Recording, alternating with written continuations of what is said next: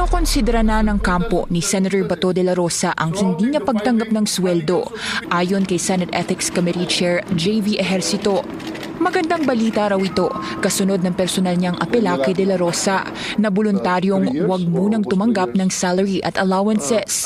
Una nang sinabi ni Ejercito na ang apela ay para sa peace of mind ng kapwa-senador at mawala ang pressure sa Senado dahil may pending ethics complaint ngayon laban kay De La Rosa, bunsod ng ilang buwan niyang absences.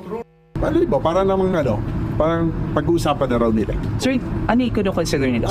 Whether to waive the salaries and allowances as we recommended. Sir, ni-relay po Ano lang naman yun, kasi nga sabi ko, kung susundin talaga natin yung rules sa korte nga, tinaabot tayo ng taon di ba? Minsan.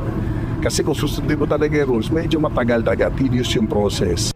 Sinabi na rin ni Ejercito noon na pwedeng madismiss ang reklamo laban kay De La Rosa kung hindi na muna siya tatanggap ng sweldo. Missing in action si De La Rosa mula pa noong Nobyembre matapos kumalat ang balitang may warrant of arrest na ang ICC laban sa kanya, kaugnay ng umano'y papel niya sa madugong war on drugs ni FPRRD. Nasa siyam na ethics complaint ang nakabinbin dito sa Senado. Majority o lagpas kalahati sa mga ito kulang daw sa form and substance, kaya ibabalik ang mga ito sa mga complainant. Sa ngayon, isang ethics complaint pa lang daw ang natatalakay ng komite, pero hindi pinangalanan ni Ejercito kung kaninong reklamo ito. We will now furnish the copy to the respondent so that he or she can respond.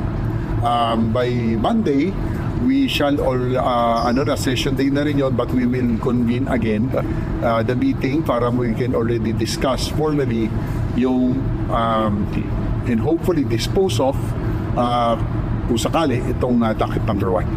Hindi pa nilalantad sa ngayon kung sino-sino sa mga senador ang nahaharap sa ethics complaint, pero nakatakda raw silang mag-inhibit oras na talakayin na ang kanilang mga kaso.